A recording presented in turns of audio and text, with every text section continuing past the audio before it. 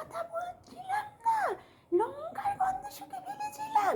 আমার মনে পড়তেই আমার হাঁচু হাঁচু পেয়ে গেছিল, আমি তাই পালিয়ে গেছিলাম, বুঝেছো?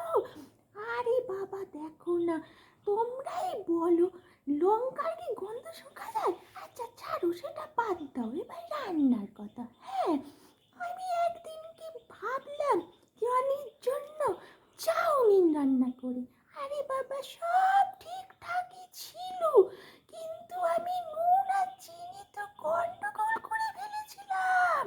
নুনের বদলে চিনি দিয়ে দিয়েছিলাম, রনিকে দিয়েছি। রনি খেয়ে বলে এটা কি? আরে বাবা আমি বললাম কেন, ভালো তো। আমিও খেয়ে দেখি, ওয়াক ওয়াক, চাউমিনে কি মিষ্টি মিষ্টি খাওয়া যায়? তারপর আমি রনিকে বললাম আরে ভাবতে এটা পায়েস। রনি বলে হ্যাঁ, ডিম দিয়া পায়েস, তুই খা, বুঝেছ? আর কি বলি, দুঃখের কথা। ওই জন্য আমি রান্না করব শুনলেই রনি আগেই বলে থাক থাক থাক থাক থাক, আমি বাইরে থেকে অর্ডার দিচ্ছি বাবা। আমার মা যদি রাঁধতে না পারে আমি বাইরে খাবো, তাও ভালো।